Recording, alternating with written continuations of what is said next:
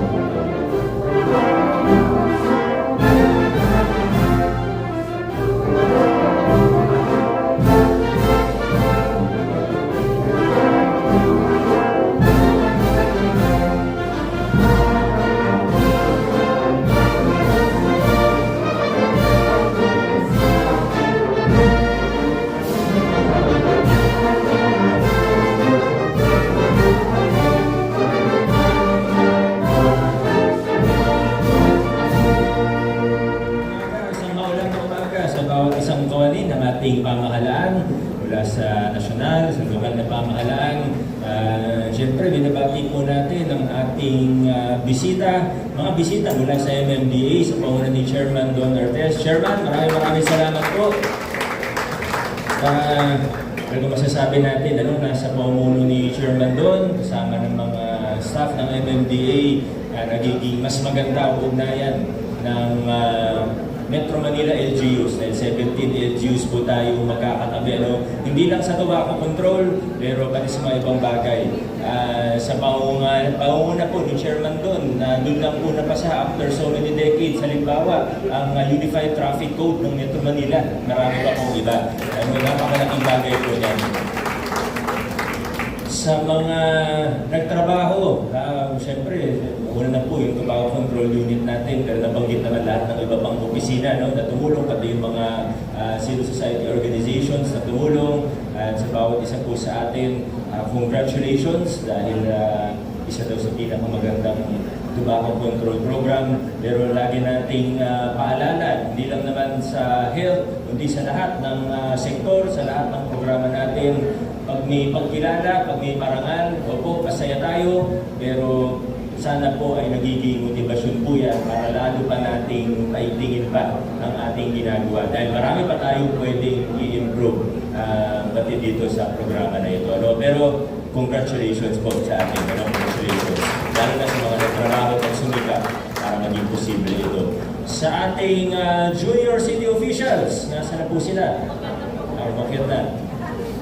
Excited na sila mag-meeting, Pero papansinin po natin ang Linggo ng Kabataan sa August po talaga, pero yung mismong duty nila o yung immersion nila sa ating lokal na pamahalaan o sa ating LGU ay gaganapin sa September. Bakit po? Nabanggit naman kanina dahil mahigpit po ang DepEd ngayon sa tinatawag na instructional block. Ibig sabihin, bawal ang extracurricular activities, bawal yung mga gantong immersion kapag instructional block. Parang sagrado yan sa DepEd, para makahabol ang ating mga mag-aaral. Dahil alam naman po natin na kailangan talaga makahabol, kailangan prioritize ang academics. So, first week of September, doon po matatapos ang instructional block at doon po sila maaaring mag-immersion dito sa ating lokal na pamahalaan. Pero sa ating mga junior city officials, kung nasan man kayo, kung naririnig niyo man ako ngayon, congratulations! Yun lang po muna. Pasensya na, Chairman, dito muna kami nag-flag raising dahil maulan po sa labas. Kaya yung iba, diretso na rin sa opisina kasi maliit po yung lobby natin. Maraming salamat po sa ating lahat. Magandang umaga. Ang ating buting punong lungsod upang pangunahan ang kanilang panunumpa sa katungkulan. Magandang umaga po sa ating lahat, sa ating junior city officials. Pakitaas po ang inyong kanang kamay para sa inyong... Huwag na po, harap na sa... Para sa inyong panunumpa sa katungkulan, sumunod po kayo sa akin.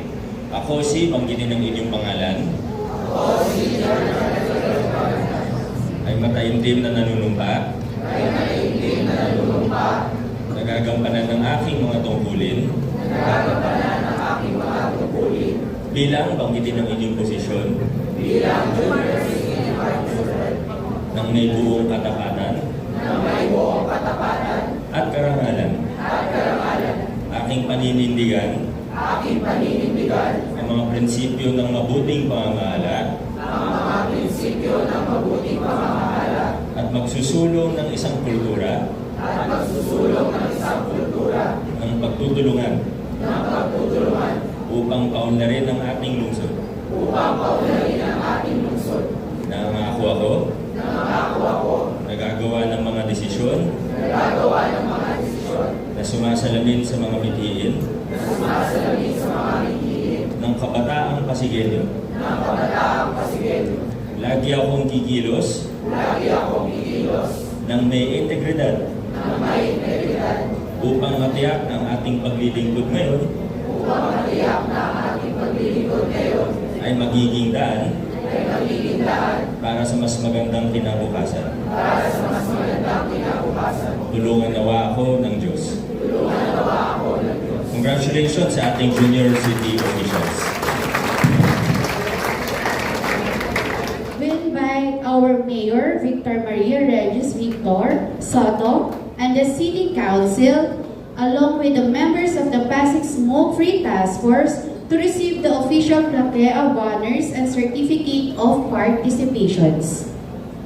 Ladies and gentlemen, joining us and to officially turn over this award recognizing outstanding leadership in public health and tobacco control, please welcome a leader is a both certified public accountant and a lawyer, a dedicated public servant, committed to building safer, healthier, and smoke-free public spaces across Metro Manila.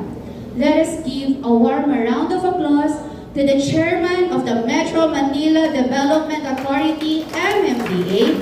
Please all welcome Attorney Romando Don Artes.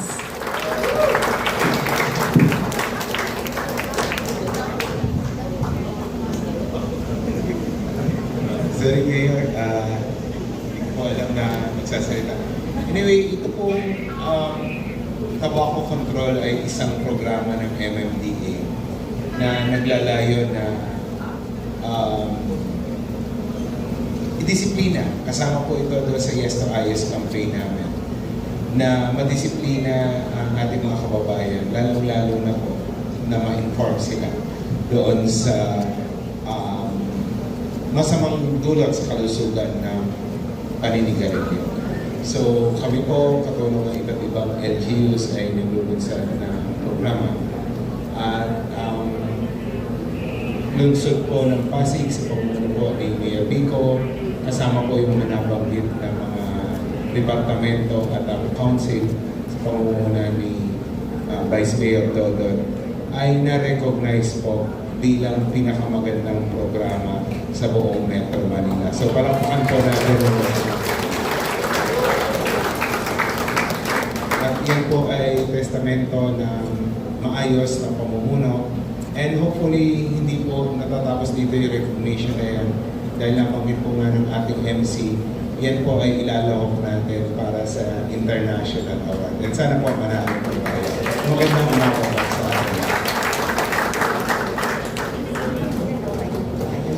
To turn over this award for Empower Strategies, for letter M, monitoring tobacco use.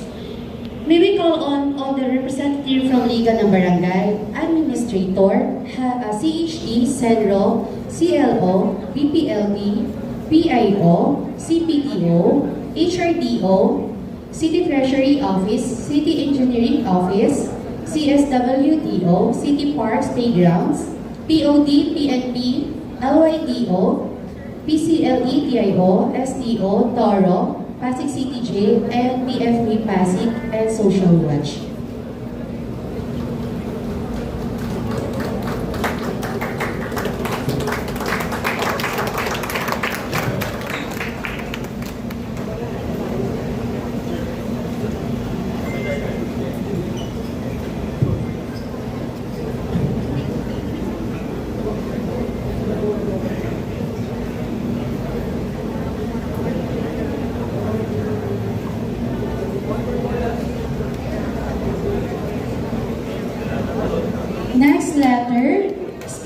po tayo dito sa front for letter W. Warning about the dangers of the weak. Letter W.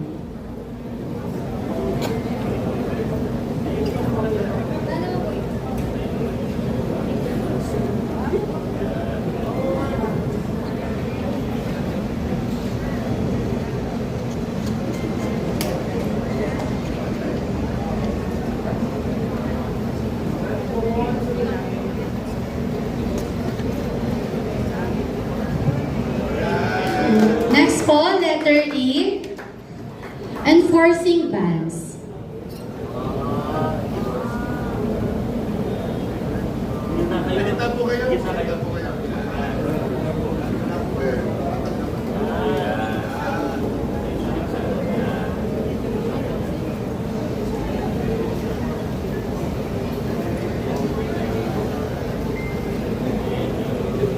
And last, the smoke-free category.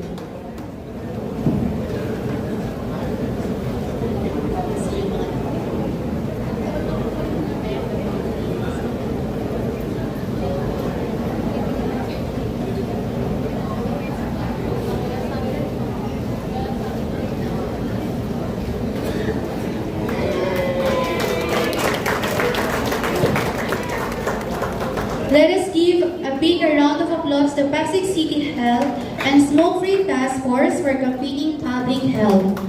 Thank you to the MMDA and to everyone who continues to keep Pasig City clean, healthy, and smoke-free. Congratulations, Pasig, and have a great day.